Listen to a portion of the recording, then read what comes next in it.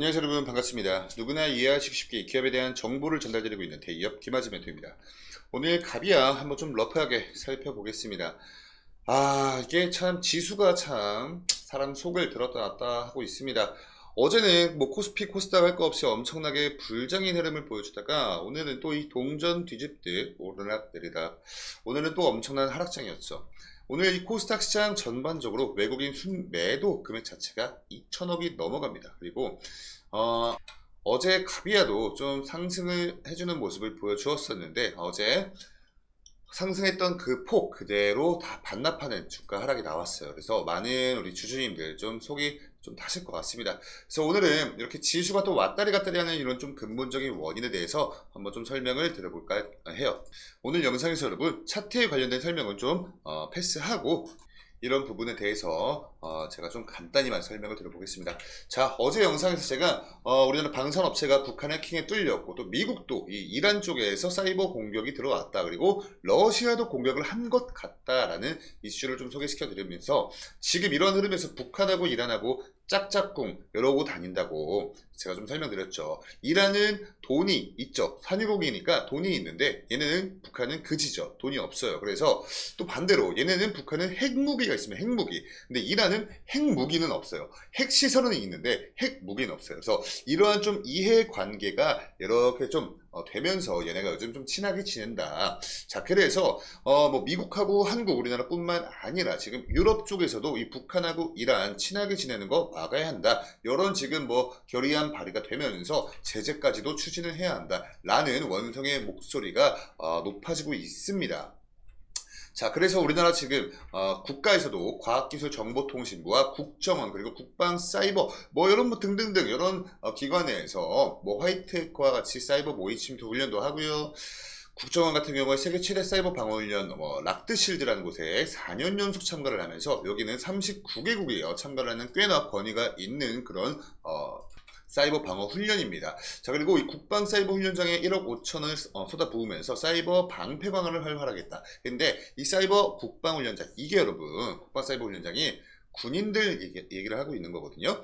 제가 군 생활할 때까지만 해도 그냥 진짜 총 들고 뭐 포복하고 뭐 은원패하고 지뢰 심고 철조망 깔고 폭파 배우고 이런 것만 있었는데, 뭐 그렇다고 막 사이버 지식정보방이라고 하죠. 싸지방. 이 싸지방 성능이 뭐 그렇게 좋지도 못했어요. 저 같은 경우에 이제 뭐 동기들이나 선우님들하고 같이 막 편갈라서 스타크래프트, 스타 막 4대4 막 이런 걸로 하고 그랬던 기억밖에 없는데, 이제는 지금 현재 이 국방부에서 이제 이 군대라는 이 집단의 패러다임이 바뀌고 있는 겁니다.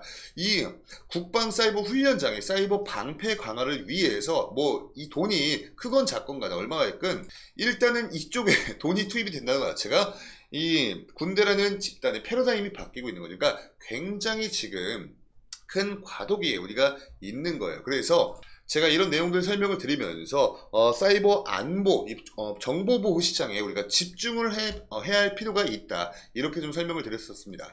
근데 참 그 말도 무색하게 오늘 지수가 무너져 내렸어요. 그거에 대한 근본적인 이유가 바로 이겁니다. 일단 첫 번째 이유가 이스라엘과 이집트 안보 수뇌부가 이 카이로에서 비밀로 회동을 했대요. 이 이유가 가자지구 지금 이제 최남단 도시 이 라파라는 도시에 이스라엘이 공격이 임박하거든요. 그러한 내용들을 얘네가 비밀 회동한 거 아니냐, 지금 이제 이러고 있는 거예요.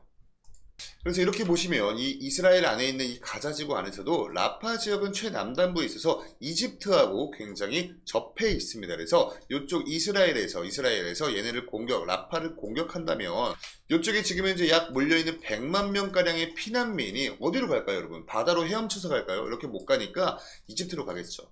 이렇게 되면 이집트 정부 입장에서 굉장히 골머리가 썩어지는 그런 사태가 발생될 수도 있습니다. 완전 그냥 말 그대로 난민이니까. 그리고 이집트의 국민들도 그걸 굉장히 반대하고 있는 흐름이에요. 그래서 이제 그러한 것을 좀 주제로 너네 비밀 회동한 거 아니냐. 자, 생각해봐라. 너네 만약에 이스라엘 너네가 라파 저기 공격 안 할 거면 회동할 필요도 없잖아. 왜냐면 지금 이집트는 여기 있는 피난민들이 막 넘어오는 거, 이거 지금 걱정하고 있는 건데, 니네가 공격을 아예 안 해버리면 얘네가 이 피난민들이 피난을 할 필요가 없어지니까, 그러면 이집트도 골머리 안 썩지 않냐. 지금 이제 시장은 이렇게 바라보고 있는 겁니다.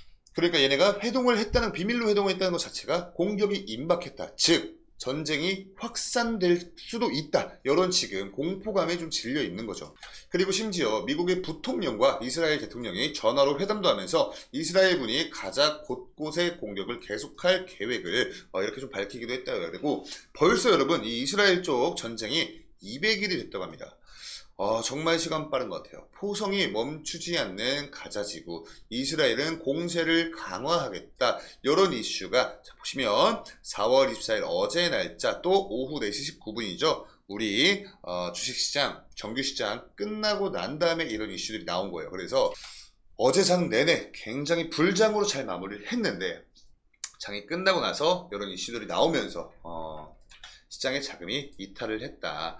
자, 그리고 이 가자 전쟁이 다시 막 격화가 됨에 따라서 이스라엘이 싸우고 있는 주체를 보니까요, 이 헤즈볼라가 다시 빼꼼 고개를 내밀었습니다. 그리고 가자 지역 북부에 있는 하마스 또한 부활을 했다. 그래서 원래 이스라엘 해가지고 이스라엘 필두로 해서 얘네가 기존에 이렇게 헤즈볼라와 하마스와 싸우고 있다가 최근에 이렇게 이란이랑 막 싸웠죠.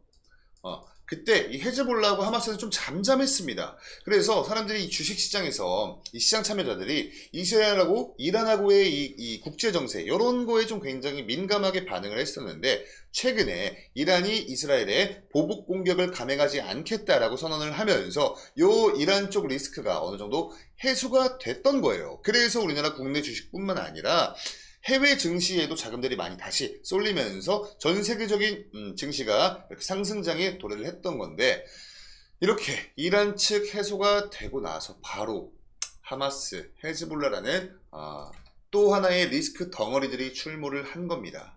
그리고 우리가 잊으면 안 되는 거죠. 이 러시아와 우크라이나 전쟁도 아직 안 끝났습니다. 지금 이쪽 이스라엘 쪽만 우리가 좀 너무 관심을 갖고 있어서 사실 이 부분을 여러분들 좀 놓쳤다는 표현보다 좀 잠깐 망각하고 계신 분들 많아요. 근데 이 러시아 쪽도 다시 공격 수위를 높인다고 합니다. 그러니까 지금 이 전쟁 리스크가 더블이에요, 더블. 지금 그래가지고 바이든이 이렇게 좀 칼을 뺐어요. 어떻게 뺐냐? 뭐 직접적인 전쟁 참여 이런 건 아니고요. 북한이 계속 러시아에 무기를 공급하고 있다라는 명분 하에 950억 달러를 우크라이나 그리고 이스라엘 그리고 타이완을 비롯한 인도태평양 동맹국에 지원을 한다라는 거죠. 이거 보시면요, 100조 원이 넘어가는 금액입니다. 거의 한 뭐 130조 원 이렇게 좀 되겠네요. 엄청난 금액입니다. 자, 그럼 미국이 이렇게 130조 원을 지원을 한다면 이게 곧 여러분 무기죠. 전쟁 물자예요. 전쟁 물자. 자, 근데 요거를 우방 국가에 이렇게 지원을 해준다면 여기 같이 전쟁하고 있는 상대 국가도 있을 거 아니에요. 걔네 입장에서도 치고받고 하려면 요 정도 금액을 쓰지 않겠습니까? 그러면 130조 이렇게 해서 두 개에서 더하면 260조 원이죠. 그래서 좀 러프하게 잡아도 한 200조 원 200조 원 정도의 시장적 리스크가 있다고 지금 이 장세선 판단을 한 겁니다. 그래서 비단 우리나라뿐만 아니라 뭐 일본, 대만, 뭐 브라질, 미국, 인도, 독일, 영국 다 대부분 나라가 이렇게 하락장이었다. 이렇게 좀 보실 수가 있겠고요. 간단히 차트에 관련된 이런 것들 보시면요. 이 11선에서 어제 좀 저항에 밀리면서 어제랑 또 엊그제 좀 저항에 밀리는 모습 보여줘가지고 오늘 장에서 이쪽 위로 좀 이렇게 올라와주는 모습이 좀 굉장히 중요했는데 이 부분 실패를 했습니다. 그러면서 이 121선에서 좀 지지를 받아주고 있는 흐름이었어요. 그래도 너무나 참으로 다행인 건 뭐냐면 거래량이 3만 1000주밖에 안 터졌습니다. 그러니까 거래량이 실리진 않은 음봉이기 때문에 이 부분만큼은 우리 여러분들 너무 걱정 안 하셔도 괜찮을 것 같다라고 설명드렸고요.